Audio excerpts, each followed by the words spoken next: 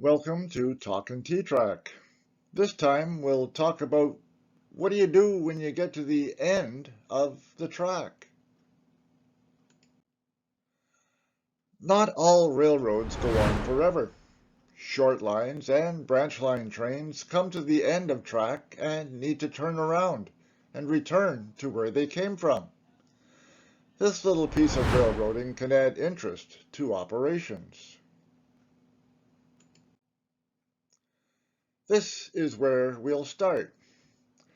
Considering right-hand running, trains will arrive from the left on the yellow track and depart to the left on the red track. The green auto-reverser section on the right is common to all end-of-track options. Any T-TRAK modules can be used, and that auto-reverser section double can be as long as desired, even multiple modules, allowing for longer trains. The red and yellow colors are designated track color, not bus color. Using the modified double crossover with the outer rails cut removes the need for any insulated unijoiners. This is a very simple track plan for the basis of this presentation. Addition of expanded trackage may require insulated unijoiners depending on the plan. The portable Digitrax AR1 auto reverser. Add the double crossover single modules as required. Insert insulated rail joiners to designate the auto reversal track section and connect the portable AR1 auto reverser to supply and control the section. Always remember to cut the outer rails of the double crossover in the middle of the crossover. The inner rails are also cut as manufactured.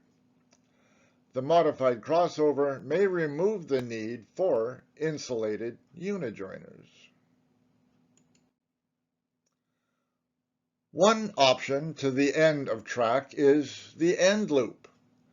There's more to them than just balloon tracks, but we've already talked about them, so I won't do that again. Visit the NRail.org website under the tab T-TRAK Resources. That will get you the PDF file you can study at your leisure. And notice the AR1 presentation is right above it. The end of loop balloon track. Without the double crossover, the blue-white, white-blue wiring of T-TRAK modules makes an auto-reversal section unnecessary, but the opportunities provided by the crossover require auto-reversal. Thanks to the end loop, trains of infinite length arrive on the yellow track, go around the loop, and depart on the red track. Very simple and easy. The turntable. In the early days of railroading, steam, short lines, and regional railroads, the turntable not only lined steam locomotives to their respective engine sheds, they also spun the loco around 180 degrees to go back where they came from. In the days of Casey Jones, some turntables were Armstrong powered. Many, and the railroads that used them, no longer exist. As for diesel locomotives, long hood forward is not wrong. Some in the early days were designed to operate long hood forward, but short hood forward is preferred, so they could ride the turntable too. The train arrives, drops the consist past the crossover, and proceeds onto the turntable. Takes an almost 180-degree spin on the turntable, leaves the turntable and passes the consist, passes the crossover, and stops. Reverses through the crossover, ties to the consist, and leaves. the dead end without a turning option. This is the poorest option. There is no way of turning locomotives, allowing them to face forward when leaving. At least a runaround track is provided to prevent long, unsafe shoves. This isn't so bad for diesels in a double-headed situation with the units facing in opposite directions. The lead loco on arrival simply becomes the trailing loco on departure. The end track needs to be long enough for multi-sets and ABBA or whatever loco combinations. Hopefully the double-headed set isn't configured elephant style or AB. Notice that the track section to the right of the second double crossover, the crossover on the right, is not part of the auto reverser section.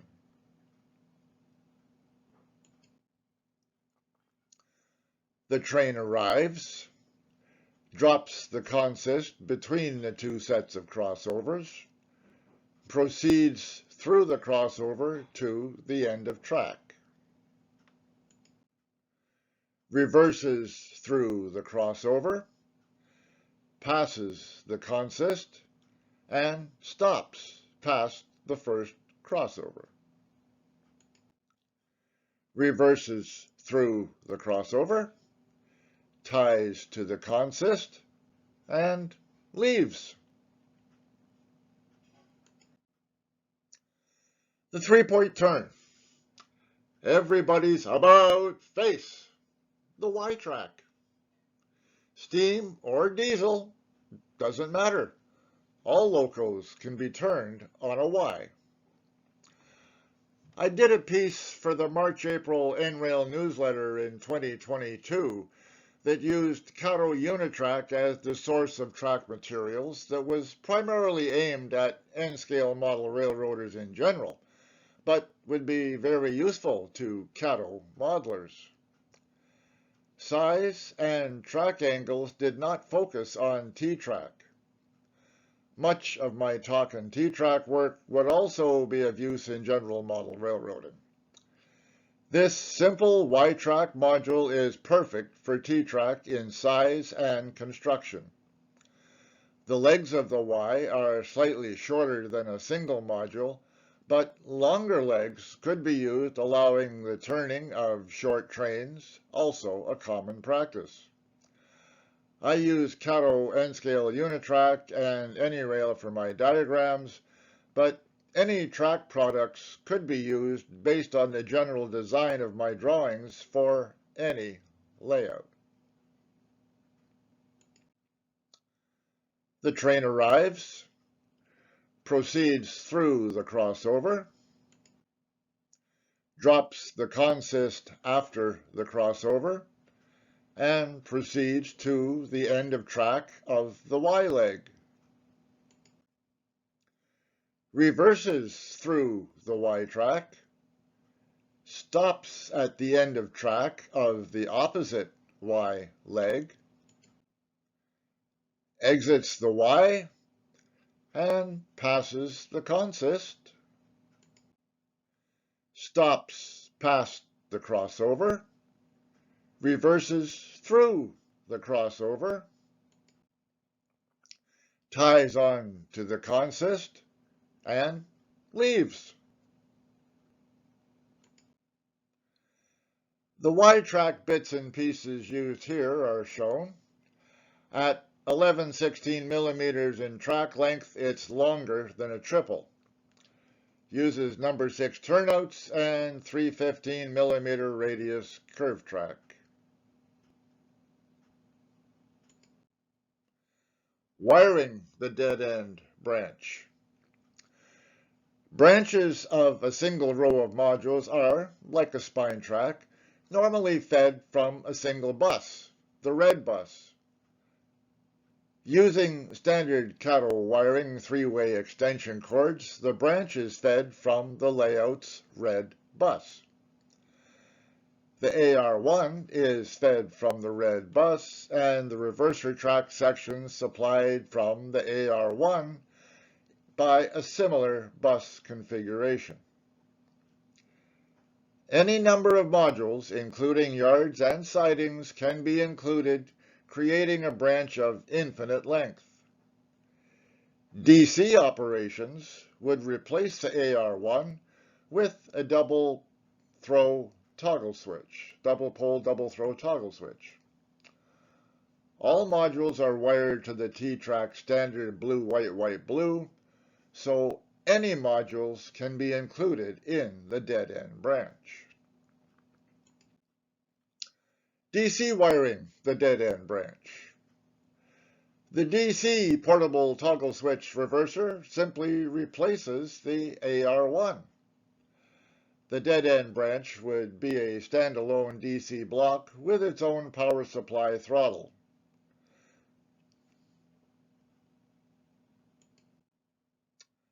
This presentation was very basic, but there's lots more to do than just turn trains. You need to reposition the caboose. The observation car may need relocating. Freight may need to be set off or gathered. Once the passengers are gone, the crew will need to rotate the seats or flip the seat backs for forward seating on the return trip. The Rocky Mountaineer wires the whole train at Kamloops, BC. And remember, no big hooks unless you put a train on the ground. Thanks for watching.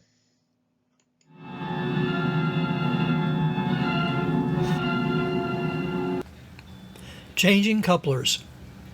There have been tales that some people are annoyed that all N-scale equipment doesn't have the same kind of couplers. At train shows, there are a lot of interesting pieces of rolling stock that still have their original Rapido couplers. And all of the new stuff is microtrains or similar. All is not lost. Most freight rolling stock is easily converted to microtrains couplers. Over the years, although Rapido was generous enough to make their coupler design free to all manufacturers, they were oversized and not too prototypical in their design. But they coupled and stayed together reasonably well. Uncoupling was somewhat problematic. And then Katie designed a more realistic coupler for HO scale trains, and then shrank them to fit N-scale equipment. And the people who ran the KD company split the company. KD stayed with HO and microtrains went with N. If you're afraid that you'll have to assemble the 5 pieces that make up an N-scale coupler, have no fear. The method I use is a cheat and lets you convert most rolling stock in just a few minutes without chasing a coupler spring around the room. Many freight couplers are held in place with a plastic pin and a friction fit. My method is to buy complete sets of trucks with couplers and perform a simple swap. So let's get started. Here are some of the tools you'll need. Tweezers. Suppliers include Harbor Freight, Northern Tool, DigiKey, Amazon, of course, Sally's Supply. Surprisingly, they have lots of model railroad tools and things. The makeup section of your local grocery or drugstore, Kroger, ShopRite, etc. They're often in the section next to Dr. Scholl's foot pads. And if you can find them, a jeweler's pearl tweezers. These have dimples in the business end designed to pick up pearls, of course, or in this case, truck pins. Pliers with tiny business ends. These should be suitable for pulling truck pins. I prefer one with a bent tip, the easier to see what you're doing. A sprue trimmer. The truck and coupler units I'm using come with molded sets of alternate pins and washers, and the trimmer can remove these from the sprue cleanly, although you'll see me twisting them off freehand. A magnifying glass or goggles. A large glass on an arm, or headset goggles. I use the headset goggles myself, but you'll see I'm not using them for the most part. My eyesight is still okay for working with trucks and pins this year. You will need a flat surface with a lot of space. Most of us have a small 8.5 by 11 inch workspace, but parts tend to wander farther. Spread a soft cloth over the surface to help catch parts as they travel. Ideally, your arms should be able to rest on the table with your hands in the work area. Optionally, a model train foam cradle Because you're working with the trains upside down, this provides you with somewhere to park the train while you find missing parts. You'll see me working freehand. Lights. You should have at least 2 lights. I suggest high-intensity desk lamps, shining at opposite angles across your workspace to eliminate shadows. Don't rely on the ceiling lights. Light helps solve the mystery. Is that a shadow or my missing pin? 2 items will help verify that the couplers are at the right height and angle. The microtrain's coupler adjustment gauge will determine if the new coupler is in the right place. You probably should use one. I'm living dangerously. More later. You'll need a piece of train track and a piece of rolling stock that appears to have good couplers already. Because we're going to cheat and replace the truck plus the coupler, you can cheat and assume that the manufacturer was consistently correct and created the couplers in the right place.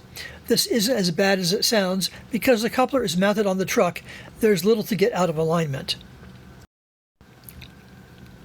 Materials. You'll need a pack of fully assembled trucks with couplers. Couplers come with different shank lengths, how far the coupler protrudes from under the car. Choose a shank length close to the length of the Rapido couplers. If you're fussy, verify wheel diameter and bearing type, as used by the prototype. If you're not, pick the most inexpensive from a reputable manufacturer. Glue of your choice. This should be removable in case you make a mistake. Elmer's or rubber cement. I'm using rubber cement today. And finally, a selection of toothpicks for applying the glue.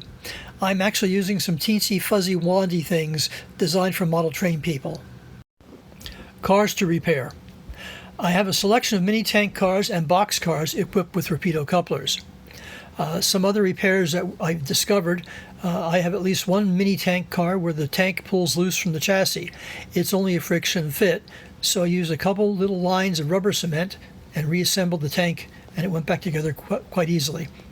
One longer tank car has ladders and tiny holes on the sideboard. These resisted reassembly, but once I got it put back together, a daub of rubber cement will keep them assembled.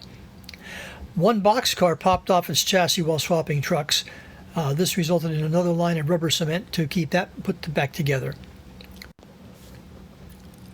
Although not a problem with these cars, N-scale cars are very lightweight, a plastic shell and a plastic chassis. A slug of metal is fastened inside to keep the cars from floating around. Sometimes the weight will break free and slide around inside the car. A daub of glue will keep the weight in place. Now to the good part, how I did it. First, you need to inspect the bottom of the car. Here's what to look for. You want couplers attached to the trucks, with a pin in the center of the truck attaching it to the car. Cars to skip for the time being are 3-axle trucks. Often the pin or screw is hidden under the center axle. You don't want trucks held on with screws. You don't want bobbers with one axle at each end. You don't want couplers mounted on the body of the car. Although these can be updated, these are not as easy as a truck swap. First, pick a pair of trucks. Verify the shank length of the new coupler matches the length of the ones already on the car. Next, use the pliers or tweezers to remove the pin on a truck. Sometimes you can place your index finger on the pin and use your thumb and middle finger to gently twist and pull the truck and pin off of the car. Don't squeeze the truck too much or you could destroy it. Don't lose the pin, it could be the best replacement. Next, pick up the new truck assembly. See if the pin you removed fits snugly. Insert the pin using tweezers, pliers, or fingers. Hold the pin in place with your index finger and turn the truck over. See if the pin fills the hole in the truck. If not, try some of the alternates supplied. New trucks usually come with an assortment of washers and pins. You want a pin that snugly fills the hole without binding. Now to install the new truck and coupler. While you're installing the new truck, remember you have the car upside down. Make sure the truck is also upside down. The coupler uncoupling pin will be facing up. This makes the coupling pin down when the car is right side up.